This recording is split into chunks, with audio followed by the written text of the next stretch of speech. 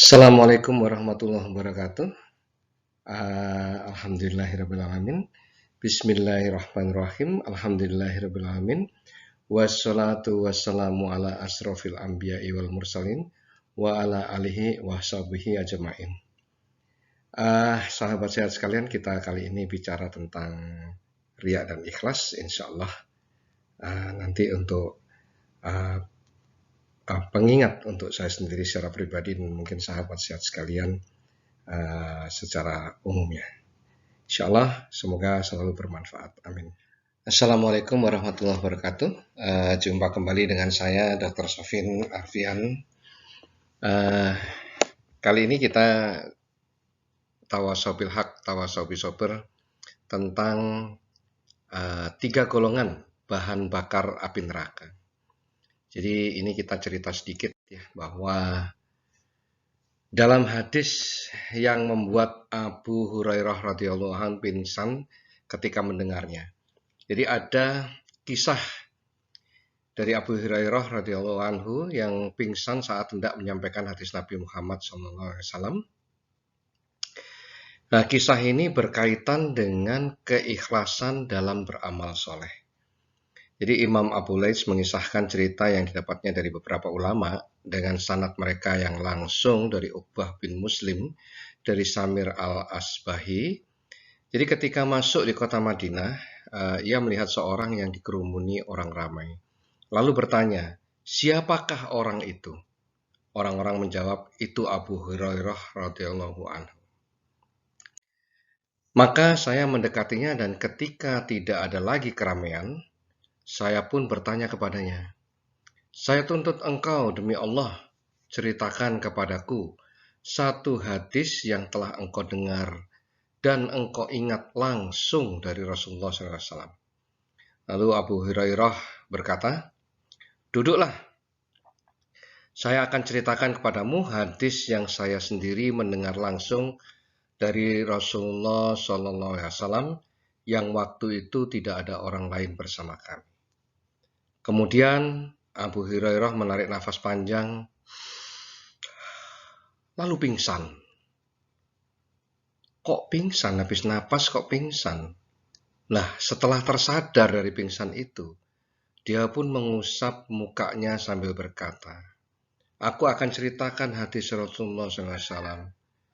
Kemudian Abu Hurairah menarik nafas yang berat lagi dan kembali pingsan. Jadi Abu Hurairah ini pingsan bolak-balik, sahabat sehat sekalian. Agak lama kemudian ia tersadar dan mengusap wajahnya lalu berkata, Rasulullah SAW bersabda, apabila hari kiamat kelak, maka Allah Ta'ala akan menghukum di antara semua makhluk dan semua umat bertekuk lutut. Dan yang pertama dipanggil adalah orang-orang ahli Al-Quran, yaitu ulama-ulama. Lalu orang yang mati fisabilillah, orang yang mati syahid. Dan orang kaya yang dermawan. Maka Allah Ta'ala menanyakan kepada ahli Quran atau ulama ini, tidakkah aku telah memberitahu kamu apa yang aku turunkan kepada utusanku? Jawab orang itu, benar ya Tuhanku, ya Allah. Lalu kau berbuat apa terhadap apa yang telah engkau ketahui itu? Jawabnya, saya telah mempelajarinya di waktu malam dan mengerjakannya di waktu siang. Karena engkau ya Allah. Lalu Allah berfirman, kadzabta,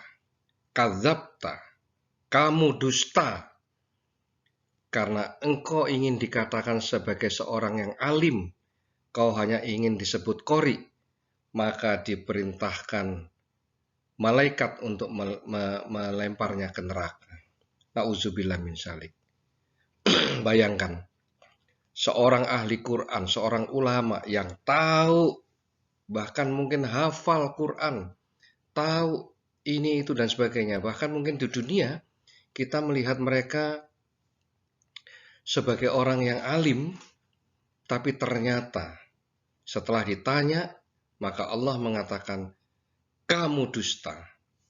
Jadi kita tidak pernah tahu, ternyata di dalam hatinya itu dia hanya ingin dikatakan sebagai seorang alim. Jadi ya pengen istilahnya itu mengeksistensikan dirinya. Jadi dia mungkin tidak ikhlas untuk berbuat seperti itu, tapi ingin pujian daripada manusia di sekitarnya. Lalu yang berikutnya dipanggillah orang yang kaya, yang dermawan, dan ditanya, engkau berbuat apa terhadap harta yang aku berikan padamu? Jawabnya, saya telah menggunakan untuk bersedekah dan berinfak karena engkau ya Allah. Lalu Allah berfirman juga, kadzabta, engkau dusta. Kau berbuat begitu karena ingin disebut sebagai seorang dermawan. Maka malaikat diperintahkan juga untuk melemparnya ke neraka. Jadi sahabat sekalian, ternyata kadang kita melihat orang yang dermawan, sepertinya banyak yang dia keluarkan dan sebagainya. Tapi ternyata Allah menghukumi dusta karena dia hanya ingin disebut sebagai seorang dermawan. Na'udzubillah min zalik. Ini betul-betul menakutkan, ngeri. Lalu dihadapkan orang yang berikutnya itu yang mati syahid, mati berjihad fisabilillah. Kemudian ditanya, kenapa engkau terbunuh? Jawabnya, saya telah berperang untuk menegakkan agamamu ya Allah, sehingga aku mati syahid. Allah Subhanahu wa taala berfirman juga, kadzabta, kamu dusta. Karena kamu hanya ingin disebut sebagai pahlawan yang gagah berani. Lalu kemudian malaikat diperintahkan untuk melemparnya ke neraka. Kemudian Nabi Muhammad SAW memukul lututku atau pahaku sambil berkata, wahai Abu Hurairah, ketiga orang itulah yang pertama-tama dibakar dalam api neraka pada hari kiamat. Na'udzubillah min zalik, sahabat sehat sekalian. Na'udzubillah min zalik. Kemudian berita itu sampai kepada Muawiyah, maka ia menangis dan berkata, sungguh benar firman Allah Subhanahu wa taala dan sabda Rasulullah sallallahu alaihi wasallam. Dan kemudian ia membaca surah Hud ayat 15 sampai 16 yang berbunyi, barang siapa menghendaki kehidupan dunia dan perhiasannya, pasti kami akan berikan balasan penuh atas pekerjaan mereka di dunia dengan sempurna. Dan mereka di dunia tidak akan dirugikan.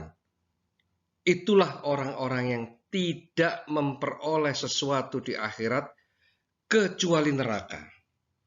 Dan lenyaplah di akhirat itu apa yang telah mereka usahakan di dunia, dan sia-sialah apa yang telah mereka kerjakan. Jadi sahabat sehat sekalian, dalam surat ini dikatakan, barang siapa yang menghendaki kehidupan dunia, maka balasannya hanya neraka, dan apa yang dikerjakan di dunia itu sia-sia. Jadi sebagai orang yang pandai agama, mengerti agama, baca Quran, sebagai ulama, orang yang dermawan, orang kaya, orang yang mati fisabilillah, itu pun juga akan sia-sia. Kenapa? Karena dia kerjakan hanya dasarnya adalah dunia. Jadi itulah riya.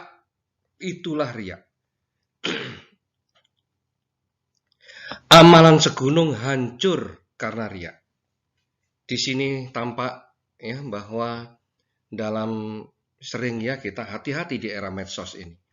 Kita memberikan sesuatu, kita foto-foto, lalu kita kirim, hey guys, lagi sedekah nih. Na'udzubillah min zalik. Sayang sekali. Karena tidak akan jadi apa-apa itu. Itu riya. Hati-hati dengan jari-jari kita saat ini, sahabat saya sekalian. Niat ikhlas atau niat riya, itu bedanya tipis banget. Jadi seperti kita sholat atau kita ibadah yang lain atau apa ya, sedang umroh, haji, foto, ini lagi mau tawaf nih. Nah ini niatnya apa? Kalau niatnya untuk riya, ya ingin dipuji, ya memang bahaya. Tapi kalau memang ini hanya sekedar mengabarkan pada keluarga, misalnya, ya, ini sekarang sedang mau tawaf, ya nggak apa-apa mengabarkan pada keluarga, mengabarkan, ya. Tapi kalau niatnya ini untuk berbangga diri, untuk pamer, maka itulah riya. Jadi golongan yang pertama kali masuk neraka dari ahli tauhid adalah orang-orang yang mati syahid, orang yang berilmu, orang yang dermawan, tetapi amalan mereka tidak diniatkan ikhlas untuk Allah. Dalam hadis riwayat Muslim nomor 1905.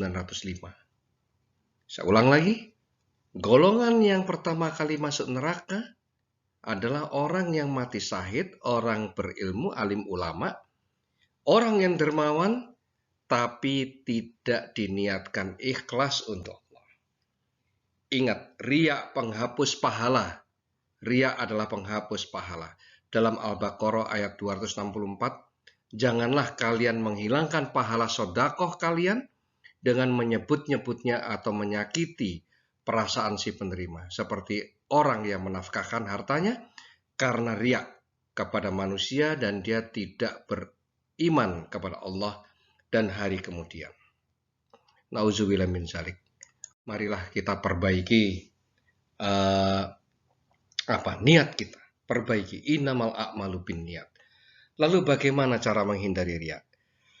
Cara menghindari riya dalam satu kata. Dalam satu kata. Ya. Riya itu adalah bentuk daripada syirik. Karena apa? Karena riya adalah mengerjakan sesuatu bukan karena Allah. Karena itu cara menghindari riya cuma satu kata. Selalu bersandar pada la ilaha illallah. Tidak ada Tuhan selain Allah. Cuman itu. Segala apa yang kita kerjakan hanya karena Allah. Karena itu yang pertama harus kita kerjakan adalah menjaga tauhid, yaitu la ilaha illallah. Tegakkan itu. Mendekatkan diri pada Allah, tempatkan diri sebagai hamba Allah Subhanahu wa taala, ingat dunia wabil khusus akhirat, dan sembunyikan amal dan ibadah ini.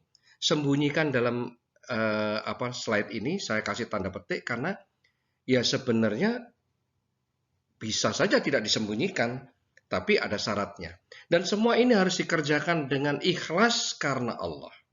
Kuncinya itu. Jadi cara menghindari riya adalah ingat, segala sesuatu tindakan kita, niatkan ikhlas untuk Allah. La ilaha illallah. Jadi sahabat sehat sekalian, menyiarkan amal itu boleh dan baik bila niatnya untuk syiar. Tapi bedanya sangat tipis batasannya dengan riya. Hati-hati. Bagaimana cara mendeteksinya? Cara mendeteksinya ya tetap kita harus tahu sendiri ya dalam diri sendiri. Harus jujur. Bahwa bila ada rasa senang atau bangga bila ada pujian, maka itulah riya. Karena itulah. Kadang kita ini manusia itu gudangnya lupa, gudangnya salah. Jadi gudangnya khilaf, memang begitu. Kadang hari ini kita niatnya memang ikhlas karena Allah. Tapi kadang suatu saat ya kita lupa, mungkin kita mengungkit ada perasaan sedikit rasa berbangga. Lah ini bahaya karena bisa menghapus pahala yang kemarin. Karena itulah kita juga diajarkan selalu perbanyak istighfar. Mungkin dengan istighfar ini, apa yang kita lupa, apa yang kita khilaf, tergelincir kata, tergelincir hati, maka kita minta Allah untuk memberikan rahmat-Nya, untuk mengampuni kita. Karena kita selalu berbanyak istighfar. Karena itu, sahabat sehat sekalian, jangan lupa istighfar. Jangan lupa, perbanyak istighfar. Jadi sampai kapanpun istighfar itu kerjakan. Setiap waktu, setiap ada kesempatan, kerjakan istighfar, baca istighfar. Jadi sahabat sehat sekalian, intinya, kesimpulannya dari hadis tadi adalah amal yang sedikit namun ikhlas itu lebih baik daripada amal yang banyak tapi ingin dipuji orang. Tapi akan jauh lebih baik kalau amalnya banyak dan ikhlas. Kunci utamanya adalah semua amal kita di dunia ini harus ikhlas karena Allah Ta'ala. Jangan karena yang lain. Jangan karena ingin bersedekah untuk ingin mendapatkan imbalan. Saya bersedekah 1.000, berharap nanti mendapat imbalan 10 juta. Jangan demikian. Karena kalau menggantungkan demikian, maka bisa jadi niat kita itu bersedekah karena ingin mendapat kembalian. Bukan karena Allah. Jadi hati-hati dalam niat ini. Niat yang lurus. Hati-hati. Karena itulah sahabat sehat sekalian, kalaupun toh mau bersedekah, bersedekahlah karena Allah. Biarlah Allah yang menentukan, yang memilihkan balasannya untuk kita. Semoga Allah Ta'ala menjadikan kita orang-orang yang ikhlas dalam beramal. Insya Allah, amin. Amin ya Rabbal Alamin. Demikian, terima kasih. Lebih dan kurangnya yang salah adalah dari saya, yang benar semua dari Allah. Kita akhiri dengan baca hamdalah, alhamdulillahirabbil alamin. Assalamualaikum warahmatullahi wabarakatuh.